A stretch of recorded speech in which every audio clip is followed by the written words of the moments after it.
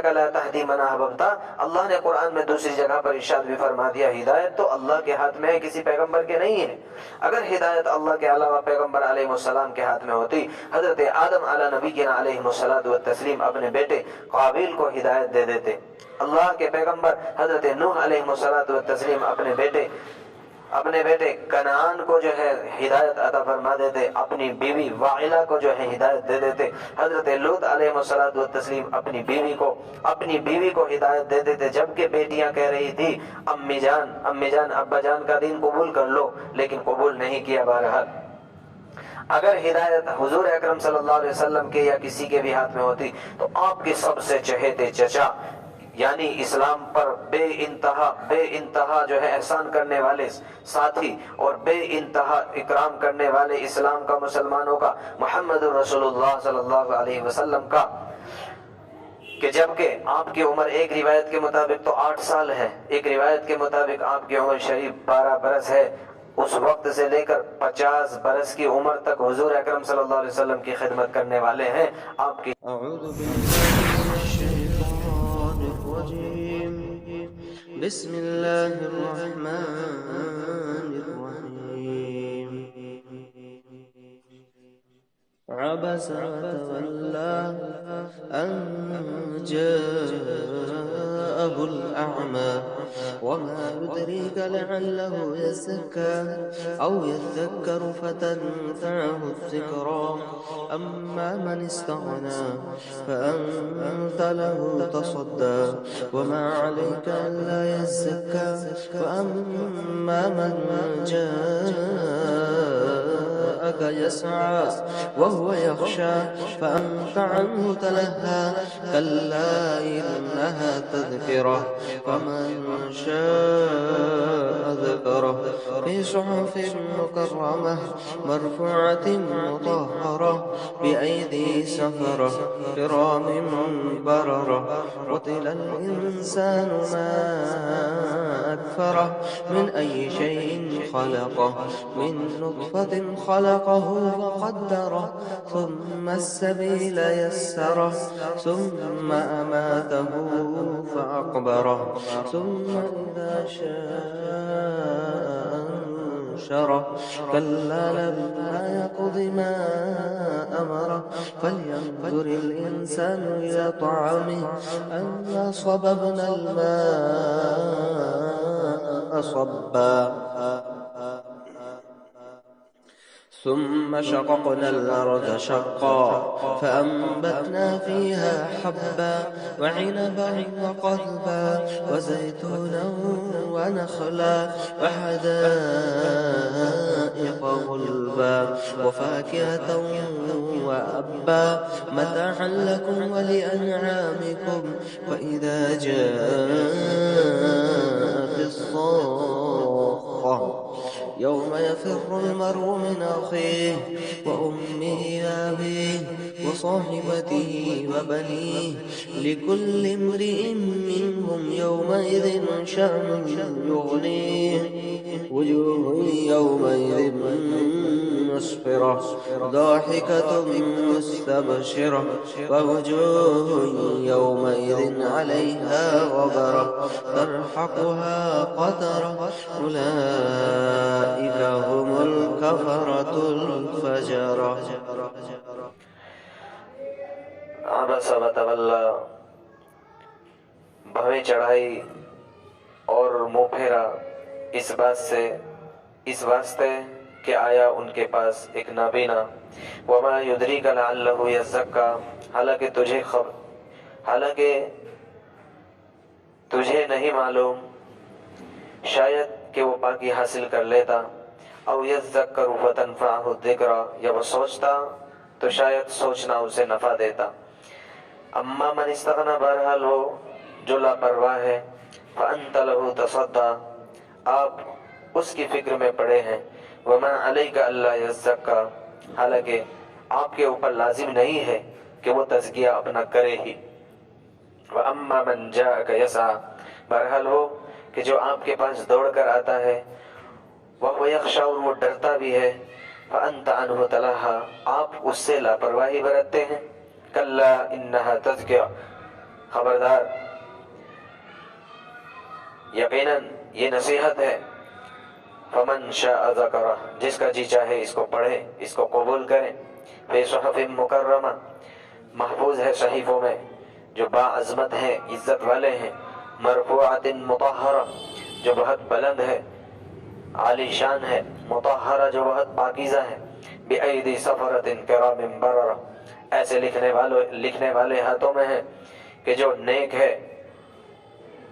बुजुर्ग है। क़ुतिलल इंसानु मा अकफ़रा, हलाकत हो, बर्बादी हो इंसान के लिए, कैसा नाशुक्रा है। मिन अय्यि शैइन खलक़ा, किस चीज़ से उसको पैदा किया। मिन नुत्फ़ा, एक गंदे से पानी से, एक कतरे से। खलक़हु फ़क़द्दरा, उसको पैदा किया फिर उसको संवारा। सुम्मा अस्सबीला यस्सरा, फिर रास्ता उसके लिए आसान किया। सुम्मा अमातहु फ़अक़बरा, फिर उसको मौत दी। फ़अक़बरा, फिर उसको कब्र के अंदर लेटा दिया। सुम्मा इज़ा शाअ अंशरा, फिर जब चाहेगा उसको उठा देगा, लौटा देगा। कल्ला लम्मा यक़ज़ी मा अमरा, खबरदार, जो हुक्म हुआ इसने पूरा नहीं किया। खबरदार, इंसान ने पूरा नहीं किया वो जिसका इसको हुक्म हुआ। फल्यंजुरिल इंसानु इला तआमी, चाहिए कि इंसान देखे अपने खाने की तरफ। अन्ना सबबनल माअ सब्बा, कि पानी को बरसाया हमने, बरसाना और डालना। सुम्मा शक़क़नल अर्ज़ शक़्क़ा, फिर जमीन को फाड़ा। फ़अंबतना फ़ीहा हब्बा, फिर निकाला उससे जो है दाने। व इनबा, और अंगूर। व क़दबा, और तरकारियाँ, सब्जियाँ। व ज़ैतून व नख़ला, और जैतून और खजूर।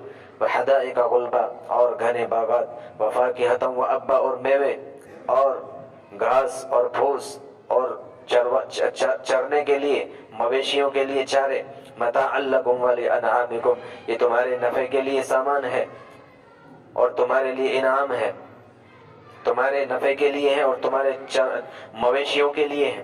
फ़इज़ा जाअतिस साख़्ख़ा, बस जब आएगी कानों को फोड़ देने वाली।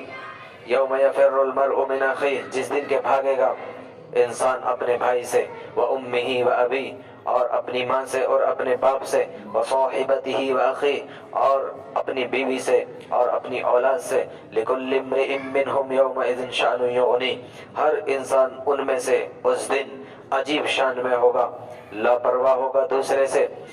वुजूह यौमइज़िन मुस्फ़िरा, बहुत से चेहरे उस दिन चेहरे चमकते होंगे। ज़ाहिकतुम मुस्तबशिरा, खुश होंगे और हंसते हुए होंगे। वुजूह यौमइज़िन अलैहा ग़बरा, और बहुत से चेहरे उस दिन उन पर जो है गर्द पड़ी होगी।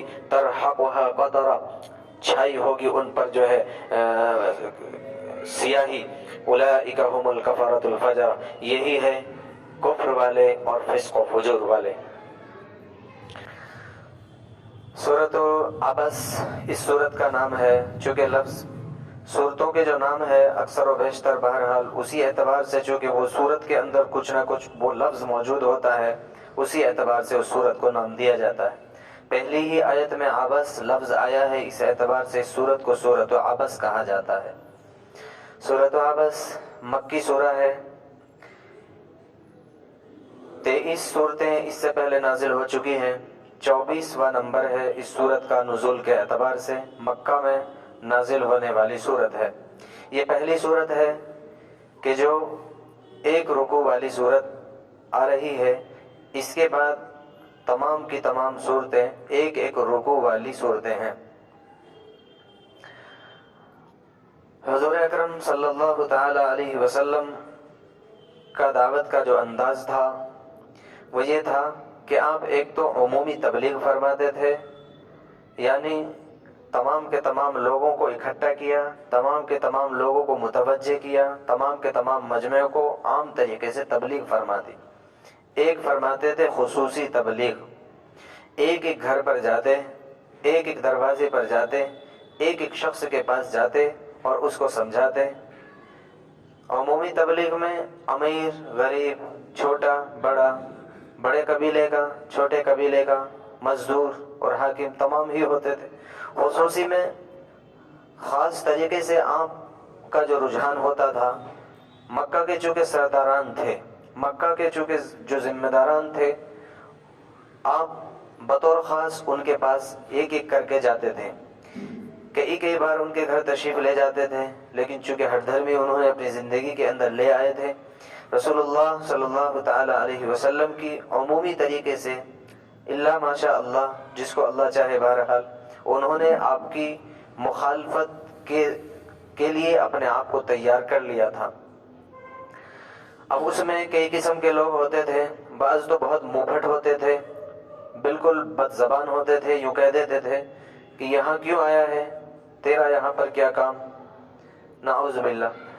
بعض وہ تھے کہ جو کچھ بھی نہیں کہتے تھے لیکن بے رخی کرتے تھے، حضور اکرم صلی اللہ تعالی علیہ وسلم تشریف لائے وہ اٹھ کر کے چلے گئے۔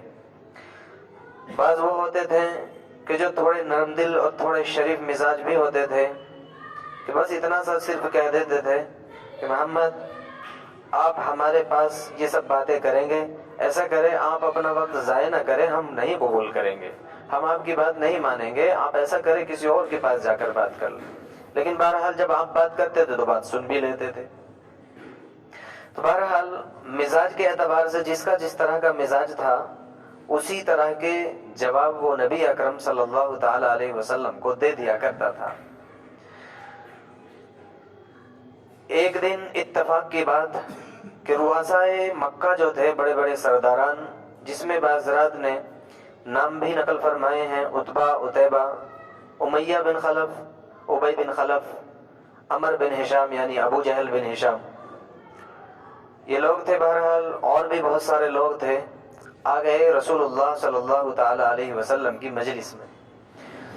حضور اکرم صلی اللہ تعالی علیہ وسلم تو چاہتے ہی یہ تھے کہ کیسے بھی مجھے موقع مل جائے ان لوگوں سے بات کرنے کا، چونکہ یہ تو بات بھی نہیں کرنا چاہتے تھے، بات سننا نہیں چاہتے تھے۔ آج ایک اچانک سے ایک ایسا اتفاق ہوا ہے کہ یہ سب لوگ آ گئے ہیں میرے پاس، تو لہٰذا آپ پورے اخلاص کے ساتھ، پوری توجہ کے ساتھ آپ ان لوگوں کی طرف متوجہ ہو گئے اور اللہ جل جلالہ کی وحدانیت اور اللہ کی الوہیت کے اوپر جو دلائل اللہ تبارک و تعالی نے بیان فرمائے ہیں وہ بیان کرنے شروع فرما دی۔ رسالت کے اوپر آپ نے دلائل، قیامت کو ثابت کرنے کے لیے اللہ کے رسول صلی اللہ علیہ وسلم نے اپنے اعتبار سے بات شروع فرما دی۔ بات چل ہی رہی تھی کہ ایک صحابی تھے، بہت غریب صحابی اور نابینا صحابی، حضرت عبداللہ ابن عمر ابن ام مکتوم، صحابی رسول علیہ الصلوۃ والتسلیم رضی اللہ تعالی تشریف لے آئے۔ ایک روایت کے مطابق تو یہ کہ آپ آتے ہی آپ پکار رہے تھے رسول اللہ صلی اللہ علیہ وسلم کو۔ دوسری روایت کہ جو ابن کثیر رحمۃ اللہ علیہ نے نقل فرمائی ہے کہ یہ کچھ فرما رہے تھے کہ یا رسول اللہ صلی اللہ علیہ وسلم میری اصلاح فرما دیجئے، مجھے فلاں آیت بتا دیجئے۔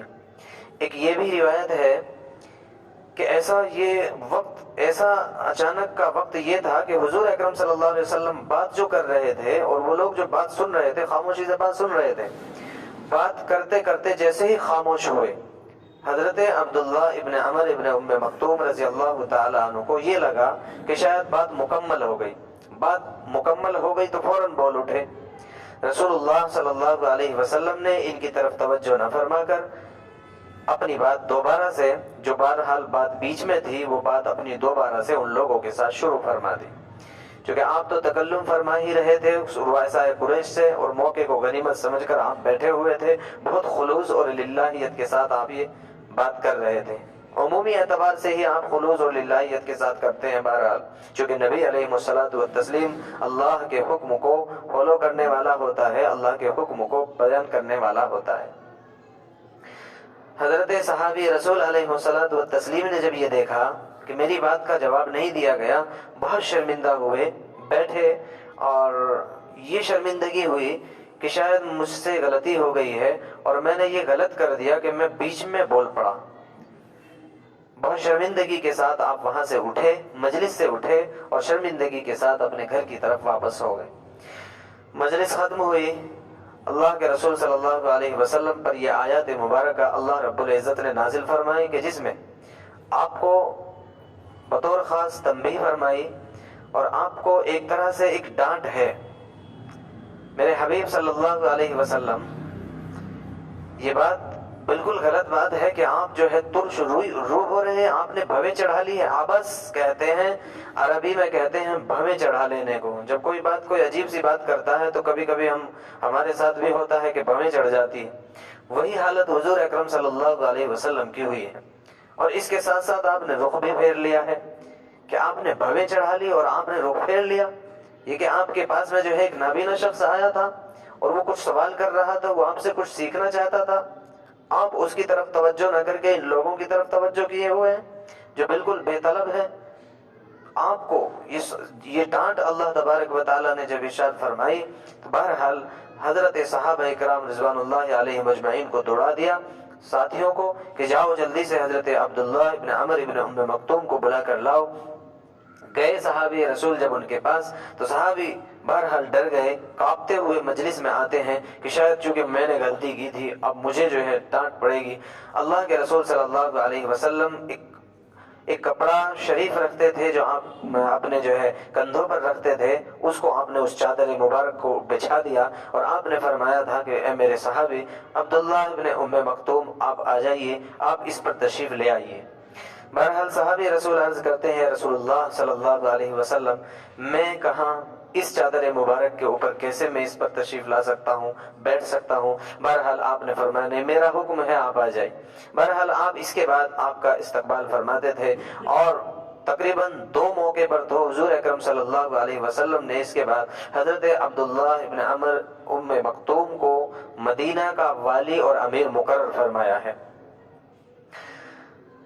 سوال یہاں پر یہ ہے کہ ایک تو سوال یہ ہے کہ حضرت رسول اللہ صلی اللہ علیہ وسلم نے ایسا کیوں فرمایا، یعنی آپ نے کیوں بھویں چڑھا لی اور آپ نے کیوں رخ پھیر لیا. اس کی وجوہات مفسرین کرام رحمہم اللہ تعالی عنہم نے جو تحریر فرمائی ہے وہ یہ ہے کہ ایک تو بات یہ تھی کہ اللہ کے رسول صلی اللہ علیہ وسلم کو ان کا تکلم کر دینا، بیچ میں ان کا بات کر لینا مجلس کے آداب کے خلاف لگا. ایک مجلس چل رہی ہے، ایک شخص بیچ میں آئے اور بیچ میں آ کر کے 2 آدمی بھی اگر بات کر رہے ہو تو باقاعدہ شریعت کا حکم ہے کہ بیچ میں تیسرا آدمی آ کر کے بات نہ ڈال دے. تو بہرحال آداب مجلس کے بھی خلاف ہے، مجلس کے ایک تو ادب کے خلاف ہے. تو بہرحال اسی لیے آپ نے یہ فرمایا.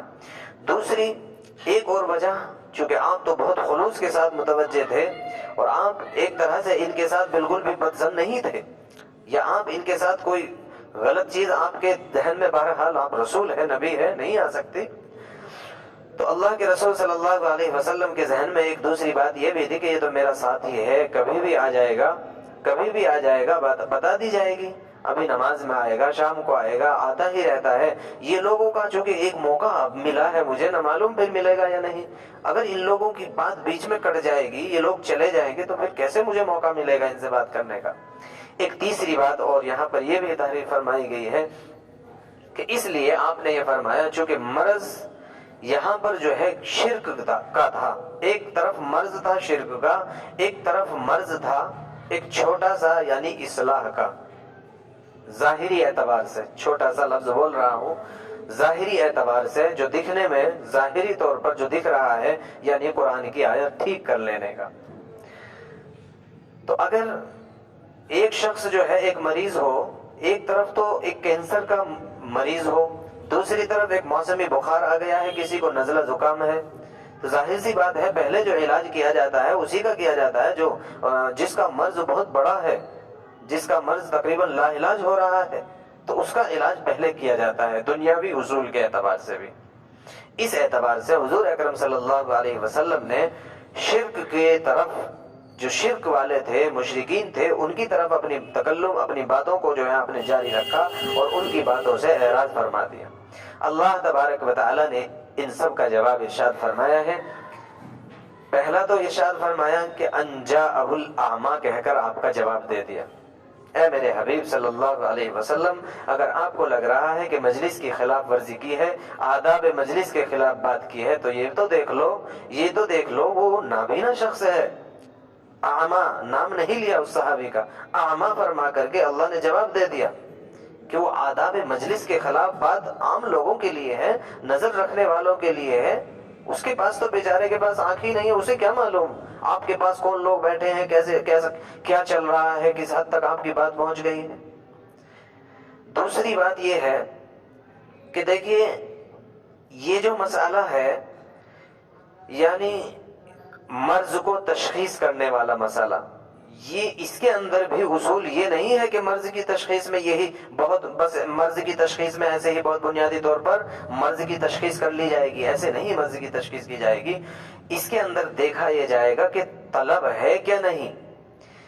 ایک آدمی کو بھلے سے کینسر کی بیماری ہے، ایک آدمی کو بھلے سے جو ہے نزلہ اور زکام ہے، لیکن نزلہ اور زکام والا آدمی طلب رکھتا ہے اور ڈاکٹر کے پاس پہنچ گیا ہے، اپنے علاج کرانے کے لیے بیتاب ہے۔ ایک آدمی کینسر میں ہے اور اسے پرواہ ہی نہیں ہے۔ تو اب اصول یہاں پر یہ رہے گا کہ طلب کی بنیاد پر تشخیص کی جائے گی۔ جس کو طلب ہے بھلے سے وہ نزلہ زکام والا ہے، اس کا علاج پہلے کیجئے، بھلے سے وہ جو ہے بڑے بیماری والا ہے، چونکہ اسے طلب ہی نہیں ہے تو اس کو چھوڑ دیجئے۔ یہیں سے اصول نکالا ہے حضرت مفتی شفیع رحمۃ اللہ علیہ نے بھی اپنی تفسیر معارف القرآن کے اندر تحریر فرمایا ہے کہ دیکھیے ایک اصول یہاں پر قرآن پاک جو ارشاد فرما رہا ہے بہت اہم اصول، چونکہ حضور اکرم صلی اللہ علیہ وسلم کے سامنے اب کیا تھی؟ حضور صلی اللہ علیہ وسلم کے سامنے دو تعلیم تھی، ایک طرف تو کفار و مشرکین ہے کہ جن کو دعوت اسلام کی بہت اہم ضرورت ہے، دوسری طرف مسلمان صحابی ہے جس کو صرف اصلاح کی ضرورت ہے۔ قرآن نے صاف کر دیا یہ بات کہ دیکھیے غیر ایمان والے سے بھی مقدم، غیر ایمان والے کو ایمان کی دعوت سے بھی مقدم مسلمان کی اصلاح کی فکر کا معاملہ رہے گا۔ یہ قرآن پاک سے یہاں سے اصول حضرت مفتی شفیع رحمۃ اللہ علیہ نے تحریر فرمایا ہے، اور ظاہر بھی ہو رہا ہے بہرحال، چونکہ بہرحال ایمان والا جو ہے ایمان والا ایمان ہی پر نہ رہے، ایمان والے کو ایمان ملنے کے باوجود بھی بے ایمان رہے، تو اس سے زیادہ بڑے خسارے کی چیز کوئی ہے بھی نہیں۔ تو اصول یہاں پر بھی یہی رہے گا، چونکہ حضور اکرم صلی اللہ علیہ وسلم کے سامنے بھی یہی ہے کہ آپ نے چونکہ اجتہادی غلطی کی ہے، تو اس اجتہادی غلطی کی آئندہ کے لیے اللہ تبارک و تعالیٰ نے تردید فرما دی ہے، آئندہ آپ ایسا کچھ نہیں کریں گے۔ آئندہ کے لیے آپ کو ارشاد فرما دیا گیا کہ اس طرح کی حرکتیں، اس طرح کی چیزیں آپ اپنی زندگی میں نہیں رکھیں گے۔ اما من استغنا، بہرحال وہ بے نیاز ہے، بے طلب ہے، اس کو چھوڑ دیجیے۔ حضرت عبداللہ ابن عمر ابن ام مکتوم صحابی رسول علیہ الصلوۃ والتسلیم، یہ کون صحابی ہے؟ بہت بزرگ، بہت خلوص للہیت والے، اللہ نے بڑی ذہانت بھی دی تھی۔ ایک بہت مختصر سا واقعہ ان کی زندگی کے اوپر جو تحریر کیا جاتا ہے، حضرت عمر بن خطاب رضی اللہ تعالیٰ عنہ کے زمانے میں جو جنگ ہوئی ہے قادسیہ کی جنگ، اس میں جانے کی ضد کی تھی یہی صحابی نے کہ مجھے بھی جانا ہے جنگ کے اندر۔ لوگوں نے کہا، باقی ساتھیوں نے کہا کہ آپ کیوں جانے کی ضد کر رہے ہیں؟ اللہ کا تو باقاعدہ حکم ارشاد فرمایا گیا، اللہ نے فرمایا لیس علی الاعمى حرج، جو نابینا ہے، آنکھیں نہیں ہے، بصارت نہیں ہے، تو کوئی حرج نہیں ہے آپ نہ جائیں، کوئی حرج نہیں ہے آپ کے اوپر کہ آپ نہ بھی جائیں، تب بھی دقت نہیں ہے۔ آپ نے فرمایا تھا کہ یہ تو بات صحیح ہے کہ میرے جانے پر بھی دقت، نہ جانے پر بھی دقت نہیں، لیکن یہ بتائیے اگر میں جاؤں گا تو کیا کوئی حرج ہے؟ کیا کوئی گناہ کی بات ہو جائے گی؟ تو مجھے جانا ہے۔ کیا کریں گے آپ جا کر کے؟ کہ کچھ بھی نہیں تو کم از کم تم لوگوں کو نماز پڑھواؤں گا، اذان تو دے ہی دیا کروں گا کم از کم۔ بہرحال صحابی رسول علیہ السلام گئے تھے، اور ایک روز ایسا ہوا، اللہ تبارک و تعالیٰ بہرحال جس سے چاہے، کوئی حقیر نہیں ہے، کسی کا عمل حقیر نہیں ہے، نہ کوئی کمزور ہے اللہ کی نظر میں۔ اللہ تو خلوص للہیت کے ساتھ دیکھنے والے ہیں، کس کے دل کے اندر کتنی خشیت ہے، کس کے دل میں کتنا تڑپ ہے اللہ کے اس دین کو، اللہ کے اس ایمان کو دنیا میں پھیلا دینے کی۔ بہرحال کس سے کام لے لیتے ہیں، کیسے لے لیتے ہیں۔ یہی صحابی تھے کہ فجر کی نماز کے بعد فوراً جو ہے آپ نے اپنے ساتھیوں سے پوچھا تھا، میرے ساتھیوں یہ بتاؤ کہ کفار و مشرکین یہاں سے کتنے دور ہے؟ بتایا گیا کہ 1 فرلانگ یا 2 فرلانگ پر ہے۔ بتائیے کیا وہ زمین ہموار ہے یا اونچا نیچا ہے وہاں تک پہنچنے کے لیے؟ کہ نہیں، بالکل ہموار ہے اور یہاں سے یہ سیدھا راستہ جا رہا ہے۔ کہ ٹھیک ہے، اب بتائیے جھنڈا کیا مجھے مل سکتا ہے اس وقت؟ امیر لشکر بہرحال جو ہوتا تھا اس کے پاس جھنڈا ہوتا تھا۔ کہ کوئی حرج تو نہیں، کوئی گناہ تو نہیں، بہرحال میں جھنڈا پکڑ سکتا ہوں۔ جھنڈا دے دیا گیا تو فوراً جیسے ہی جھنڈا ان کے ہاتھ میں آیا دوڑ لگا دی ان کے قافلے کی طرف۔ ابھی تو وہ لوگ جو بہرحال ناشتہ وغیرہ کا انتظام کر رہے تھے، ناشتے کا کھانے پینے کا انتظام چل رہا ہے، چولہے جل رہے ہیں، تمام کے تمام لوگ اسی میں مشغول اور مصروف تھے۔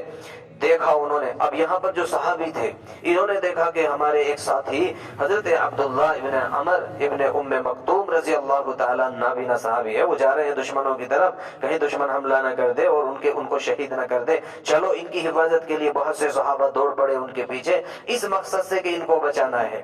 بہرحال اب جب انہوں نے دیکھا وہاں پر جو ہے کفار و مشرکین نے کہ وہ لوگ آ رہے ہیں، تو ان کو ایسا محسوس ہوا کہ شاید حملہ کر دیا ہے اور حملہ ہو گیا ہے، اور اسی نیت سے جو ہے وہ لوگ بھاگ رہے ہیں۔ یہ لوگ بھی اپنا یہاں سے بھاگے اور یہی وجہ بن گئی کہ اس جنگ کی اللہ تبارک و تعالیٰ نے فتح ہی نصیب فرما دی، مال و دولت بھی چھوڑ دیا اور سارا کچھ چھوڑ کر بھاگے۔ بہرحال اس کے بعد عرض کیا گیا تھا، یہ صحابی رسول علیہ السلام کو ایسا خلوص واقعی فرما رہے تھے کہ نہیں، میرے دل کے اندر یہ بات تھی، میں نے بس سوچا ہی یہ تھا کہ میں جھنڈا لے کے بھاگوں گا، صرف بھاگوں گا، اور مجھے معلوم تھا کہ میرے ساتھی مجھے اکیلا نہیں چھوڑیں گے، مجھے پکڑنے کے لیے بھاگیں گے، میری حفاظت کے لیے دوڑیں گے۔ تو بہرحال وہ میرے پیچھے میری حفاظت کے لیے تم دوڑ رہے، لیکن اللہ تبارک و تعالیٰ نے یہی ایک وجہ بنا دی اس کو جو ہے وہاں پر جو ہے فتح کی۔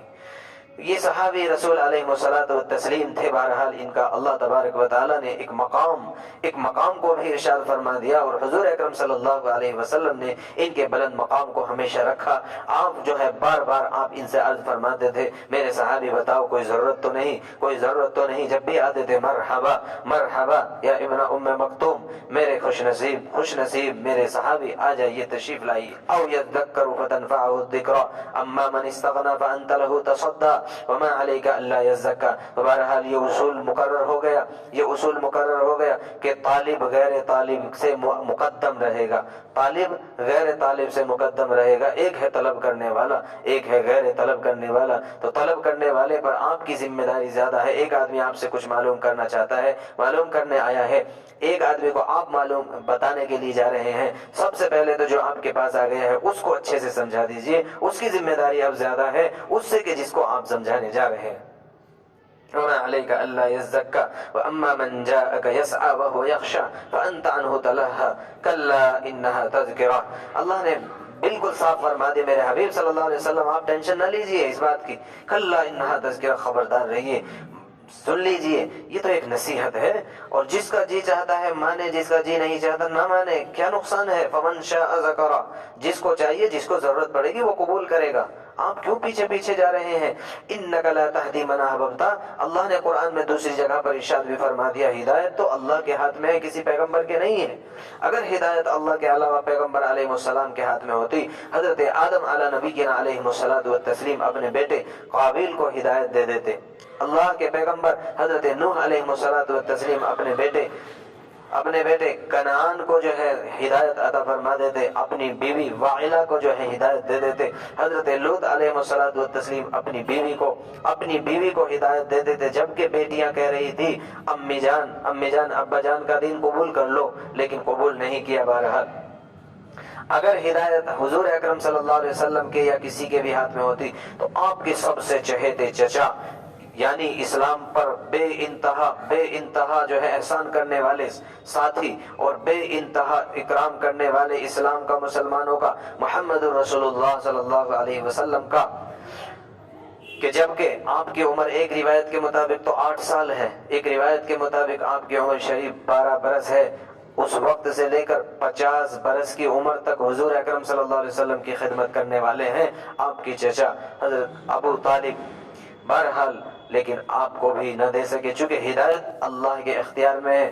آپ کا کام ہے یا ایھا الرسول بلغ ما انزل الیک، آپ کا کام ہے رسول علیہ السلام، اللہ کا پیغام اللہ نے جو بھیجا ہے وہ لوگوں کو پہنچا دینا ہے۔ اب کون کرے گا قبول، کون نہیں کرے گا، اس کی ٹینشن آپ نہیں لیں گے۔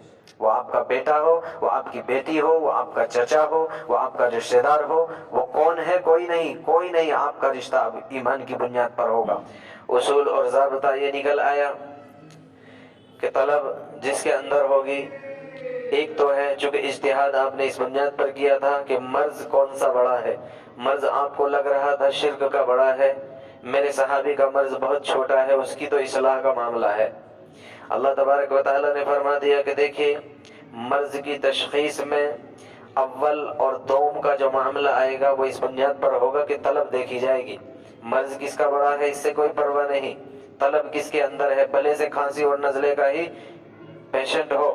ایک آدمی جو ہے دوسری بڑی بیماری کے اندر ملوث ہے، لیکن جب اسے پرواہ ہی نہیں، جب اسے طلب ہی نہیں، تو اس کا علاج بعد میں، نزلے والے کا بعد پہلے ہوگا۔ تو بہرحال بیماری کس کی بڑی ہے؟ چونکہ اسے خود کو پرواہ نہیں، اس کے اندر خود طلب نہیں، تو لہٰذا سب سے پہلے جو طالب بن کر کے آپ کے پاس آ گیا ہے اس کے زیادہ حقوق ہے اور وہ مقدم ہے۔ اسی بنیاد پر اصول نکالا حضرت مفتی شفیع رحمۃ اللہ علیہ صاحب نے ان آیات کو رکھ کر کہ قرآن نے صاف کر دیا ہے، قرآن نے صاف کر دیا، چونکہ دو مسئلے حضور کے سامنے درپیش ہیں، ایک ہے غیر ایمان والوں کو ایمان کی دعوت، دوسرا مسئلہ ہے ایمان والوں کی اصلاح۔ تو مقدم قرآن نے یہاں پر جو کیا ہے وہ معاملہ کیا ہے کہ جو مسلمانوں کی اصلاح کا معاملہ ہے۔ لیکن یہ یاد رہے کوئی بھی شخص کسی بھی دوسرے مسلک اور دوسری جماعت کی ذرہ برابر دل کے اندر برائی نہ لائے، ذرہ برابر ان کی جو ہے ان کو غلطی کے اوپر ٹھہرانے کی کوشش اور کاوشیں نہ کرے۔ حضرت شاہ اسماعیل شہید رحمۃ اللہ علیہ نے تحریر فرمایا ہے امت کے اندر دو جماعت امت کے اندر عام طور پر ہر وقت ہونا ضروری ہے۔ ایک جماعت کا کام ہوگا مسلمانوں کے اندر رہ کر مسلمانوں کی اصلاح کا کام کرے گی، دوسری جماعت کا معاملہ ہوگا غیر ایمان والوں کو ایمان کی دعوت دینا۔ اگر کوئی سی بھی جماعت کسی بھی وقت نہ ہوئی تو پوری امت گناہگار ہے۔ تو بہرحال جس اعتبار سے بھی جو بھی کام کر رہا ہے، لیکن بہرحال کسی بھی کام کو کم درجے کا کام نہ سمجھے کہ نہیں یہ کم درجے کا کام ہے، وہ کم درجے کا کام ہے، کم کوئی نہیں ہے۔ اللہ تبارک و تعالیٰ کا دین ہے، اللہ رب العزت کا بھیجا ہوا اسلام ہے، لہٰذا یہ اسلام یہ دین ایمان والوں کی بھی زندگی میں مکمل کیسے آ جائے، اور جو ایمان والے نہیں ہیں ان کی بھی زندگی کے اندر ایمان آ کر پورا اسلام کیسے آ جائے۔ اللہ نے فرمایا کلا انہا تذکرہ، خبردار۔ کلا کے جو معنی آتے ہیں تین معنی کے لیے قرآن میں استعمال ہوتا ہے، کلا بہت جگہ استعمال فرمایا اللہ نے، کلا کے معنی جو ہے تین استعمال کیے جاتے ہیں۔ کلا کا ایک معنی تو مراد لیا جاتا ہے حقاً، یعنی پکی بات ہے۔ کلا کا دوسرا معنی مراد لیا جاتا ہے خبردار۔ کلا کا ایک تیسرا معنی اور لیا جاتا ہے کہ ہرگز نہیں۔ کوئی بھی معنی یہاں پر مراد لے سکتے ہیں۔ بہرحال کلا انہا تذکرہ، خبردار ہو جائیے، سن لیجئے۔ یہ قرآن جو ہے یہ ایک نصیحت ہے، جس کا جی چاہے قبول کرے، فمن شاء ذکرہ، جو چاہتا ہے قبول کرے، جو نہیں چاہتا اس کو بھیج دیجئے واپس۔ کوئی ضرورت نہیں ہے ایسے لوگوں کی جس کو قرآن کی طرف پرواہی نہ ہو، کوئی ضرورت نہیں ہے اسلام کو ایسے معاشرے کی، ایسے لوگوں کی کہ جو ذرہ برابر کبھی قرآن کو سوچتے نہ ہو، سمجھتے نہ ہو، ایسے لوگوں کی قرآن کو ضرورت نہیں ہے۔ قرآن تو ایسے طالبوں کا طلبگار ہے کہ جس کے اندر طلب بھی ہو اور جو چاہتا بھی ہو کہ یہ قرآن میں سمجھ لو اور قرآن زندگی میں آ بھی جائے اور سب کی زندگی میں آ جائے، میری اولاد اور نسلوں کی زندگی میں آ جائے، ایسے لوگوں کا طلبگار قرآن ہے۔ فی صحف مکرمہ، صحیفے کی جمع ہے صحف، حالانکہ لوح محفوظ مراد ہے، ایک ہی ہے لیکن جمع لائے ہیں اس اعتبار سے، یا تو کہ قرآن کی جتنی بھی صورتیں ہیں تمام کے تمام الگ الگ صحیفوں میں ہیں، یا اس اعتبار سے کہ چونکہ تمام کے تمام صحیفے یہیں سے نقل ہوتے ہیں۔ بہرحال مکرمہ جو بہت ہی مکرم ہے، بہت ہی معظم اور مقدس بات کی حامل ہے یہ قرآن، مرفوعہ جو بہت بلند ہے، ویسے بھی بلند جگہ پر ہے یعنی لوح محفوظ میں ہے، ویسے بھی شان اس کی بہت بلند ہے، عالی شان ہے، مطہرہ بہت پاکیزہ ہے، پاکیزہ ایسی ہے کہ جنوبی کو بھی اجازت نہیں، غیر وضو والے کو بھی اجازت نہیں ہے کہ وہ قرآن کو چھونے کی بھی اجازت نہیں ہے۔ تو بہرحال یہ بہت پاکیزہ ہے، پاکیزہ لوگ اس کو چھو پاتے ہیں، پاکیزہ لوگ ہی اس کو پڑھ پاتے ہیں۔ بے ایدی سفرہ، ایسے لکھنے والوں کے ہاتھوں میں ہے کہ جو بزرگ ہے اور نیک ہے۔ سفرہ یا تو یہ بھی جمع ہے، کس کی جمع ہے؟ یا تو سفرہ کی جمع ہے یا تو سفیر کی جمع ہے۔ سفرہ کے معنی آتے ہیں لکھنے کے، اگر سفرہ کی جمع مراد لیا جائے گا تو پھر مراد ہوگا کاتب وحی، ملائکہ، رسول، انبیاء علیہم الصلاۃ والتسلیم۔ اور اگر سفیر کی جمع مراد لیا جائے، سفیر کے معنی آتے ہیں قاصد کے، تو پھر ملائکہ، انبیاء اور رسل اور علماء بھی اس میں داخل ہوں گے، چونکہ امت کے درمیان اللہ کا قرآن اور اللہ کے رسول علیہ الصلوۃ والتسلیم کا لایا ہوا دین وہ بھی قاصد ہو کر بن کر کے جو ہے پہنچا رہے ہوتے ہیں۔ کرام بررہ، روایت ہے حضور اکرم صلی اللہ تعالی علیہ وسلم نے ارشاد فرمایا، جو شخص قرآن پر عبور رکھتا ہے، پڑھتا بھی بہت صحیح ہے۔ بہرحال اللہ تبارک و تعالی نے، اللہ کے رسول صلی اللہ علیہ وسلم نے ارشاد فرمایا، یہ سفرہ کرام بررہ کے ساتھ ہوں گے۔ اور وہ شخص کہ جو مشقت اٹھا کر تکلف کے ساتھ قرآن پڑھتا ہے، پڑھ نہیں پا رہا لیکن بہرحال کوشش کر رہا ہے، کوشش کر کے ٹھیک کرنے کی کوشش کرتا ہے، ایسے شخص کے لیے دوہرا اجر ہے۔ ایک تو اس کو قرات قرآن کا ثواب ملتا ہے، دوسرا اس کو تکلیف اٹھانے کا۔ اس سے یہاں سے یہ بھی ثابت ہو گیا کہ جب اس کے لیے دوہرا اجر ہے کہ جو قرآن پر عبور رکھنے والے ہیں، جو قرآن کو بہت مفصل طریقے سے جاننے والے ہیں، ان کے لیے بے شمار اجر ہے، بہت سے اجر ہے۔ قتل الانسان ما اکفرہ، اللہ تعالیٰ نے آگے انسان کی ناشکری کو اور اس کے اوپر ہونے والے انعامات کو اللہ نے ارشاد فرمایا ہے کہ اب ہلاکت ہو اور بربادی ہو انسان کو، کیسا ناشکرا ہے۔ من ای شیء خلقہ، یہ ساری کی ساری نعمتیں ہم نے دی ہے، یہ ساری کی ساری چیز ہم کر رہے ہیں، یہ ساری کی ساری چیزیں ہم بتا رہے ہیں، پھر بھی ناشکرا ایسا کہ انکار کر دیتا ہے کہ نہیں قیامت کچھ نہیں ہے، کہیں نہیں جانا، اللہ کے سامنے بھی جواب نہیں دینا، ایسا ناشکری کا معاملہ اس کا ایسا ہے۔ من ای شیء خلقہ، اپنی ذات کے بارے میں تو سوچ لیں، غور تو کریں، میں آیا کہاں سے ہوں۔ من ای شیء خلقہ، کس چیز سے پیدا کیا گیا ہے، جب نہیں تھا تو کیا تھا، ایسی گندی سی چیز، ایسا گندا سا پانی کہ اگر کپڑے پہ بھی لگ جائے تو دھونے کا معاملہ، بعض شریعتوں کے اندر تو اس کو کاٹ دینے کا معاملہ۔ تو ایسی اپنی حیثیت کو تو سمجھ لے، اپنی اصل کو تو سمجھ لے، آیا کہاں سے ہے، بنا کہاں سے ہے، تخلیق کیسے ہوئی ہے۔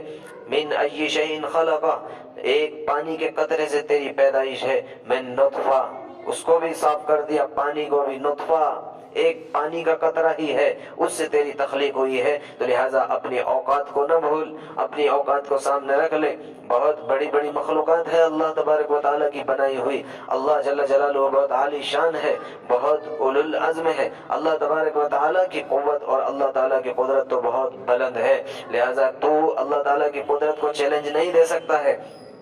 وہ اللہ وہ ہے کہ جب تیری تخلیق کا معاملہ آیا، ماں کے پیٹ کے اندر نطفہ گیا ہے، مادر رحم کے اندر اس کو ٹھہرا دیا گیا ہے، وہاں پر تخلیق کا معاملہ چل رہا ہے، وہاں پر ہاتھ بن رہے ہیں، پاؤں بن رہے ہیں، ناک بنائی جا رہی ہے، دماغ رکھا جا رہا ہے، خلقہ، اس کو تیار کیا جا رہا ہے۔ ہر ایک عضو کو تیار کرنے والا کون ہے؟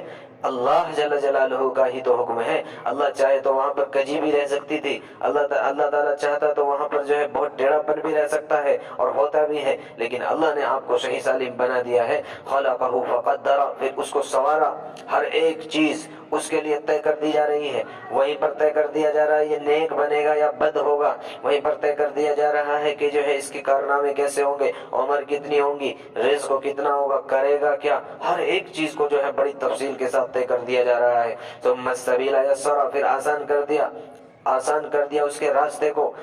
عجیب بات ہے کہ ایک بچہ کہ جو بالکل چھوٹی سی چیز نہیں ہے لیکن راستہ ایسا گزرنے کا کہ لیکن اس کے باوجود ماں کو جو ہے ذرہ برابر نقصان نہیں پہنچایا، اس کے باوجود یہ اللہ تعالیٰ شانہ کا حکم ہے، یہ تو اللہ نے کیا ہے آسانی کا معاملہ۔ دنیا کے اندر بھی بڑی بڑی مشقتیں آ جا رہی ہیں، کبھی اس مصیبت میں پھنستا ہے، کبھی اس راستے پر پھنستا ہے، کبھی ایسے اندھیروں میں پھنستا ہے، کبھی جہالت کے اندھیروں میں پھنستا ہے، یہ سارے کے ساری جگہوں سے راستے نکالنے والا تو اللہ ہے، اللہ ہی تو تمہارے مسائل کا حل کرنے والا ہے، اللہ ہی تو تمام کے تمام مسائلوں سے نکال دینے والا ہے۔ تو پھر کیوں اس بات کو تیار نہیں ہے کہ نہیں اللہ کے سامنے نہیں جانا، قیامت نہیں ہوگی۔ ثم اماتہ فاقبرہ، دنیا متفق ہے ساری کی ساری، بڑے سے بڑا کافر اور بڑے سے بڑا نبوت اور یہاں تک کہ اللہ ہی اور خدا ہی کا دعویٰ کر دینے والا بھی، اس سے بھی اگر پوچھا جائے تو وہ بھی کہتا ہے ہاں موت تو آتی ہے اور موت آنی ہے اور ثابت ہو گیا ہے۔ تو یہ ساری کی ساری چیزیں تو دینے والا اللہ ہے، پھر کیوں نہیں یقین آتا۔ فاقبرہ، پھر قبر کے اندر لٹا دینے والا۔ اب قبر یا تو وہ قبر ہے جو قبر ہے جس کو قبر میں باقاعدہ لٹا دیا گیا وہ بھی قبر ہے، اور وہ بھی قبر ہے کہ جس کو قبر میں نہیں لٹایا گیا، اس کی راکھ کو ڈال دیا گیا، اس کی ہڈیوں کو جانوروں نے کھا لیا، اس کے باوجود بھی وہ بھی ایک قبر ہی ہے۔ بہرحال اس کے اندر سے جب چاہے گا انشرا اللہ اٹھا لے گا. قیامت کا معاملہ آئے گا. کلا لما یقضی ما امرا. اللہ نے عمومی طور پر خطاب فرمایا ہے کلا لما یقضی ما امرا. ایک عمومی طور پر انسان کو ایک حکم دیا گیا تھا، پورا نہیں کیا. ہم نے انسانوں کو حکم دیا تھا، اس نے پورا نہیں کیا، بات ہماری نہیں مانی. فَلْيَنْظُرِ الْإِنسَانُ إِلَىٰ طَعَامِهِ. پھر سے غور کر لو اپنی نعمتوں پر، غور تو کریں، دیکھے تو صحیح انسان اپنے کھانے کی طرف. أَنَّا صَبَبْنَا الْمَاءَ صَبًّا. یہ کھانے آئے کہاں سے ہے؟ ان کو تو پانی کی ضرورت تھی، پانی کی طلب تھی، بھلے سے ٹیوب ویل آپ نے لگائی تھی، ٹیوب ویل تو آپ نے لگا دی تھی، لیکن اس کے اندر جو ہے بجلی کا انتظام، یہ دینے والا دماغ اور اس کو چلانے کا انتظام، اور وہ دینے والا دماغ اور وہ کام کرنے والے عقول اور وہ کام کرنے والی عقلیں اور وہ کام کرنے والی ہاتھ اور پاؤں اور طاقتیں اور جسم، یہ سب کس نے بنائے ہیں؟ جس نے تمہارے لیے سب انتظام کیا ہے. جو پانی برسا رہا ہے، بہت سی جگہ تو وہ جہاں سے ٹیوب ویل کے ذریعے پانی نکل جا رہا، لیکن بہت ساری تو ویسی بھی ہے کہ وہاں پر پانی کا انتظام ہی نہیں، بارش ہی کی بنیاد پر کھیتیاں ہو رہی ہیں. ثم شققنا الارض شقا. پھر نکال دیا زمین کو، پھاڑنے والا اللہ ہے. اگر یہ زمین اتنی ٹائٹ ہو جاتی کہ وہاں سے پودا ہی نہ نکلے تو کیا کرتے؟ کون تھا نکالنے والا؟ کون تھا اس پودے کو نکال دینے والا؟ وہ پودے کو نکال کر اور اس کے اندر سے جو ہے اناج کا نکال دینے والا. پھر اناج کے لیے الگ سے جو ہے لوگوں کو لگایا گیا، ایک مشین کو لایا گیا، وہ اناج کو نکال رہی، وہ بھوسے کو نکال رہی. ایک نوالے پر ہی اگر انسان غور کر لے، یہ ایک نوالا جو ابھی میرے پیٹ کے اندر جائے گا، جو ابھی ہاتھ میں ہے، تو لہٰذا اس نوالے پر ہی اگر غور کر لے تو اللہ تعالی شانہ کی الوہیت کا اقرار کرے گا، اللہ کی شکر گزاری کرے گا. ایک نوالا پہنچنے میں ہزاروں لاکھوں لوگ تمہاری خدمت کے لیے لگا دیے گئے. ایک نوالا کہ جس میں جو ہے اناج کہیں نکلا، اس کو چھانا گیا، اس کو پیسا گیا، اس کو گاہا گیا، کہاں ہوا، کیا ہوا، کیسے ہوا، ہزاروں لوگ وہاں سے بازار میں لائے، وہاں سے کیسے کیسے کر کے آپ تک پہنچ رہا ہے. کتنی مشینوں اور کتنے مزدوروں کے ذریعے سے کام کرایا گیا، وہ آٹا بنا کر کے آپ کے گھر میں پہنچا دیا گیا. اب بیوی جو ہے اس کو جو ہے آپ کے گھر کے اندر جو ہے اس کو آٹا گوندتی ہے اور روٹی بنا رہی ہے. اس کے ساتھ ہی روٹی نہیں بن گئی، آگ کا انتظام، اس کے لیے جو ہے بہت سے نمک کا انتظام. نمک کہاں نکالا گیا؟ مرچ کا مسئلہ آیا سالن کے اندر تو مرچ کہاں پر تیار ہوئی، کتنے لوگ اس کو تیار کرنے میں لگے، ہر ایک چیز. پھر برتن کا مسئلہ آیا تو برتن کہاں سے نکلا، یہ برتن پر تیار کرنے میں کتنی مشینیں لگی، کتنے لوگ لگے. ایک نوالا پیٹ تک پہنچنے میں لاکھوں لوگ آپ کی خدمت میں لگے ہوئے. یہ کون کر رہا ہے؟ یہ کس نے کیا ہے؟ یہ اللہ جل جلالہ ہے، یہ اللہ نے لگایا ہے. لہٰذا اس کے باوجود بھی اگر اللہ کی ناشکری، تو یقیناً بات یہی ہے کہ یہ ناشکرا ہے. ما اکفرا، ناشکرا ہے انسان. جب یہ تنا زمین سے نکلتا ہے، اللہ تعالی شانہ کی الوہیت کا اقرار کر رہا ہوتا ہے، زبان حال سے کہہ رہا ہوتا ہے کہ اللہ ایک ہے، میرا نکالنے والا ایک کمزور سا تنا نکلتا ہے، اکیلا تنا نکلتا ہے. اللہ تعالیٰ کی الوہیت کا اعلان کر رہا ہوتا ہے. فَأَنبَتْنَا فِيهَا حَبًّا. پھر ہم نے نکالا اس کے اندر جو ہے دانے اور بہت سی کمپلیں اور بہت سی چیزیں جو ہے یہ اللہ نکالنے والا ہے. وَعِنَبًا وَقَضْبًا. اور انگور نکالے اور ترکاریاں نکالی، بہت سی سبزیاں، آلو اور بہت سی ہری سبزیاں، موسمی اعتبار سے فروٹ، یہ سب نکالنے والا اللہ ہے. وَزَيْتُونًا وَنَخْلًا. زیتون نکالا، خاص طور پر زیتون کا بھی تذکرہ کر دیا. زیتون کے اندر اللہ تبارک و تعالیٰ نے بہت سے منافع رکھے ہیں، بہت سے نفع رکھے ہیں. یہاں تک بیان فرما دیا گیا، طب کے اعتبار سے مفسر علام نے بیان فرمایا ہے. ایک نے تو یہ بھی بیان فرما دیا کہ زیتون کے اندر اللہ تبارک و تعالیٰ نے ایسے منافع رکھے کہ یہ جو جانوروں کا جو دودھ ہوتا ہے، اس کے ذریعے سے جو گھی تیار ہوتا ہے، یہ گھی صرف ان لوگوں کو تو نفع دیتا ہے کہ جو جسم کے اعتبار سے مشقت کرنے والے ہوتے ہیں اور محنت کرنے والے ہوتے ہیں. لیکن وہ جسم جو مشقت نہیں کرتے، جو پڑے رہتے ہیں، جو نارملی زندگی گزارتے ہیں، ان کے لیے اتنا نفع بخش نہیں ہوتا، بلکہ ان کے اعصاب کو کمزور بنا دیتا ہے یہ گھی. لیکن یہ زیتون ہے کہ جو ان کے بھی جسموں کو، ان کے بھی اعصاب کو کمزور اور قوی بنانے والا ہے. تو یہ تو کرنے والا اللہ ہے. زیتون نکال کر کے دے دیا. نخلا، کھجور، وحدائق غلبا، اور گھنے باغ، گھنے باغ، ایسے گھنے باغ کہ جس کی پتیاں دوسرے پتیوں کے اندر گھس رہی ہو، یعنی ایک درخت کی شاخیں کون سی ہے اور دوسرے درخت کی شاخیں کون سی ہے یہی نہ تمیز کر پا رہا ہو، ایسے باغوں کو کہا جاتا ہے حدائق غلبہ۔ عرب کا جو ماحول تھا وہ یہ ہے کہ وہاں پر صرف جو ہے کھجور اور ستو وغیرہ پر جو ہے زندگی بسر کی جاتی تھی، اناج اور چاول اور دوسری چیزیں، دوسری اشیاء، اخروٹ اور دوسری اشیاء، ان کا تو وہاں پر نام و نشان بھی نہیں تھا، بالکل نا آشنا تھے وہ لوگ، وہ تو جانتے بھی نہیں تھے یہ ہے کیا۔ بہرحال اللہ تبارک و تعالیٰ نے اب تو ہر جگہ سے ہر چیز کو وہاں پر پہنچا دیا ہے، اور ہر جگہ کی ہر چیز کو ہر جگہ پہنچا دیا ہے۔ حضرت عمر بن العاص رضی اللہ تعالی عنہ فاتح مصر ہے، جب مصر کو فتح کیا وہاں پر جو ہے غلہ نکلا، ڈھیر لگے ہوئے چاولوں کی بوریاں تھی، جب وہاں سے وہ نکلے تو سمجھ ہی نہیں آ رہا تھا یہ ہے کیا۔ بہرحال آپ نے فرمایا، حکم دیا، شاید یہ ایسا لگ رہا ہے کہ یہ چال ہے ہمارے دشمنوں کی، ہمارے لیے کوئی زہریلی چیز یا کوئی اور چیز چھوڑ کر کے چلے گئے ہیں۔ حکم دیا کہ ایسا کرے، ان کو جو ہے گھوڑوں کو کھلاؤ۔ گھوڑوں کو کھلانا شروع جب کیا گیا، گھوڑوں کے اندر طاقت آنی شروع ہو گئی، معلوم کیا گیا یہ ہے کیا۔ بہرحال اب ان کے استعمال کا طریقہ وہاں پر بتا دیا گیا۔ اب اس کے بعد جو ہے یہ زندگی کے اندر آئی ہے اخروٹ۔ ترکی کے اندر جو ہے 2 اخروٹ پائے گئے، معلوم نہیں پڑ رہا یہ ہے کیا، ان کو توڑا گیا، کسی نے بتایا، توڑا، اس کے اندر سے نعمت نکل رہی ہے، اس کے اندر سے گری نکل رہی ہے۔ اللہ کی ذات، اللہ کی تعریف ہے اس بات پر، سبحان الذی، اللہ تعالیٰ کی تعریف ہے اس بات پر۔ مجاہدین پکار رہے ہیں اس بات پر کہ اللہ تعالیٰ نے پتھروں کے اندر نعمتوں کو رکھا ہے، تو یہ تو نعمتیں نکالنے والا اللہ ہے۔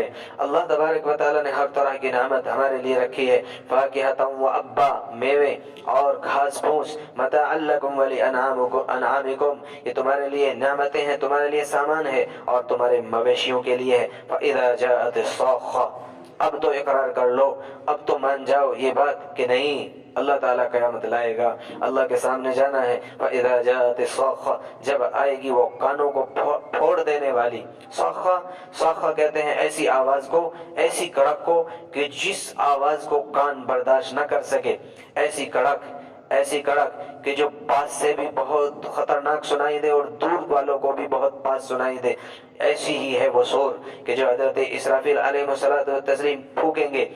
قیامت کے معاملے کو اللہ تبارک و تعالیٰ نے آگے بھی پھر سے ارشاد فرما دیا، اس سے پہلی آیت اور اس سے پہلی سورت کے اندر بھی اللہ نے قیامت کے تذکرہ کو ارشاد فرمایا تھا، پھر سے اس کے اندر۔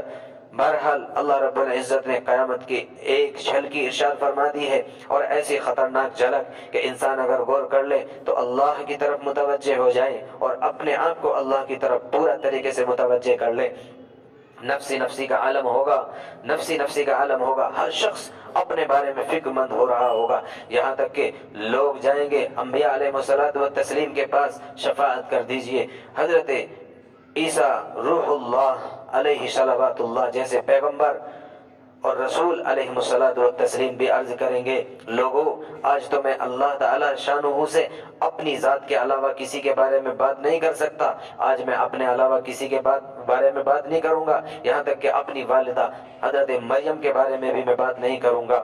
حضرت رسول اللہ صلی اللہ علیہ وسلم نے ارشاد فرمایا، ایسی عجیب حال ہوگی کہ تم آؤ گے ننگے پاؤں، ننگے جسم اور بے ختنہ کے تم لوگ جمع کیے جاؤ گے۔